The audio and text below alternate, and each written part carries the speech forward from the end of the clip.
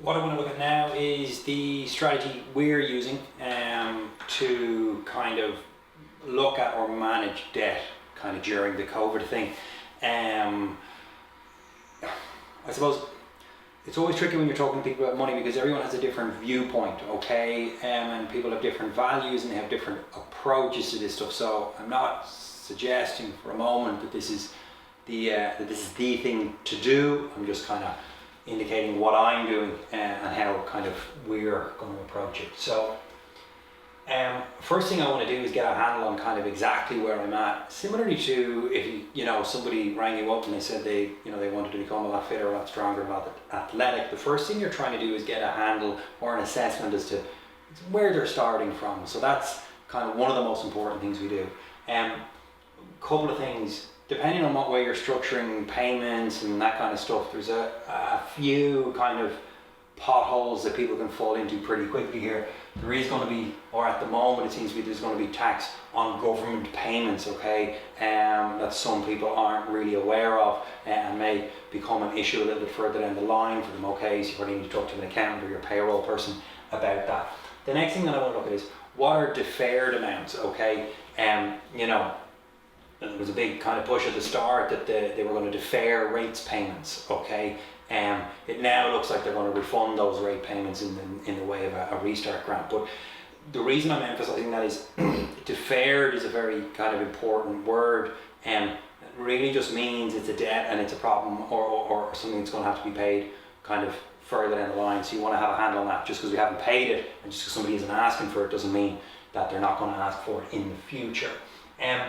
Then what I want to do is get a really precise number on where I'm at today and then where I'm at in terms of ongoing stuff.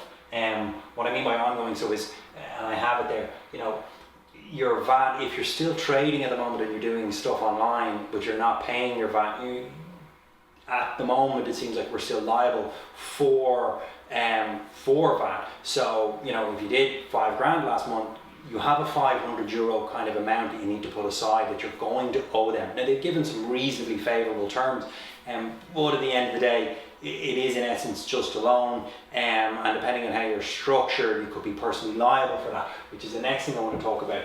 Be very, very mindful of anything that you've personally guaranteed, okay? So sometimes when you're getting finance, you're getting a loan, you're getting an agreement or something like that, they will or may ask you to personally guarantee that money, which means even if you are a company, you're personally liable for it. So I'd be kind of emphasizing people to have a good look at that. And then what you want to do is total up the number and get just get a figure, okay?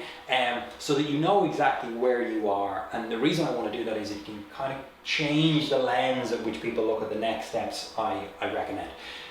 There is a kind of thing you can look at, which is, if you're a little bit more kind of in tune with this stuff, we've done that, is essentially your debt to cash flow ratio, okay? And that can be a very good kind of indicator of where you are business-wise. It also can give you a kind of a feel for where things kind of may go and how, and what you want to do next, depending on your attitude to risk and depending on your confidence in terms of how things will go. Next thing then is take your bank statement and your credit card statements for your business and personal, because I know some people are sole traders and some people are companies. And then, and again, this is just my suggestion, I go through that line by line, okay, for the last 3 or 4 months. Every single cost that's in there, I do it in Google Sheets, and I strip the bank statement in and then I pull them across, okay? And then what I do is I remove absolutely everything that is non-essential, okay?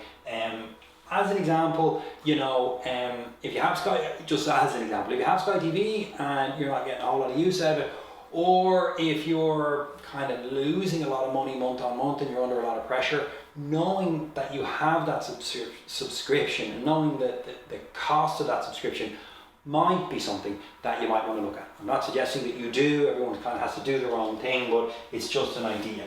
Same with things like, cups of coffee. As an example, if somebody's having, a cup of coffee a day, and again, if that's really helpful for you from a mental health point of view to kind of be out and have a cup of coffee and a bit of a break from it all, go for it. But really what I'm trying to do with this stuff is just help people contextualize it, because, people go spending 110 quid a month at a net income on coffee, And I know that sounds ridiculous, but you know, when you work it out, it's, you know, it's 253 quid a day, and at the weekends they might have more.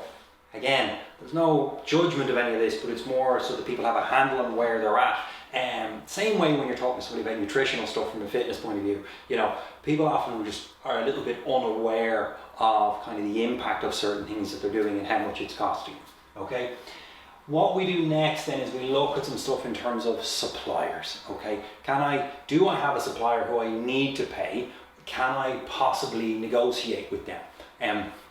There's some favourable stuff around loans and stuff at the moment. Okay, so you may have a couple of loans, you may be able to renegotiate those loans, because if you have 2 loans and they're on an old interest rate or something like that. You could put those loans together, renegotiate, and get a different rate somewhere else, or you could get a better rate off that actual supplier. It really depends, but it's certainly worth looking at. Okay, my thinking on all this is the way I like to try and think about most things is, think sort of 6 months to a year from now, and you know, don't spend money today that you're going to need or may need, you know, kind of further down the line. The government have been very supportive at the moment. They're you know, they're paying people and all that kind of stuff. But you know, I do wonder personally how long that's going to go on for. You know, so I'm doing my best to prepare for what I feel is going to be a change in that at some point. If they don't change, great. But if they do, at least I'm somewhat prepared for it, and I've kind of taken some steps. You know, after it's like, you know, remember being a student, you know, you didn't have a whole lot of money, but you kind of figured it out, and you know, you figured your way around things, and you know, life wasn't all that bad. Then the next thing you're looking at is kind of, what can we do that will drive revenue up? Okay, what can we do that can get some positive cash flow into the business? Now, I'm very kind of try to be thoughtful with people on this. Don't do stuff just for the sake of doing it, okay? Now, you may have a bigger plan, and you may have a well thought out plan that you're going to do some free stuff now and hope that you'll get customers at the other end and stuff like that. But, you know, think about what you're doing and make sure that it's going to help you solve a problem. You can very quickly tie yourself up in knots doing a lot of work, but not really getting any reward. And by not getting any reward, you're not really improving this kind of situation or scenario. And what I would say to you is, you know, I'm very hopeful for all this stuff, and I truly am. You know, I started one of these things in 2010, and people thought, you know, we were mad. But, you know, I think it's important that we get a handle on this stuff, because if we don't, we're just kind of, you know, burying our head in the sands and being a little bit naive as to the reality of the situation that most of us in this industry and in a lot of other industries are facing. I'd also be kind of keen to point out, like, I have quite a few friends who are kind of, you know, entrepreneurs and they run kind of businesses and companies and stuff like that. Fitness business, you know, being able to kind of pivot to online stuff is a thing that not a lot of people can do. You know, you own a barbershop, you kind of have a much bigger problem. You own a restaurant, you might be able to do some takeaway stuff, but it won't be at the same level. So, you know, again, I'm very positive about the whole thing, but I think in terms of how to manage debt and how to kind of make sure that I don't get, you know, I don't arrive in 2, 3, 4, 5 months time with a really big problem and I go, God, I could have handled that differently. This is the approach I'm taking. On that, what I would recommend if you're going to do this is, you know, I meditate a lot, so I would, if you do that, I would do that. I would find a room, you know, where you're not going to be interrupted, and I would give yourself 3 or 4 hours, okay, and just commit 3 or 4 hours to this. You'll be surprised at how much you can get done if you follow that framework, and how you may find some things in there that, you know, that don't really make sense for you at the moment in terms of to be spending money on. Again, if you have any questions, just let me know. More than happy to help.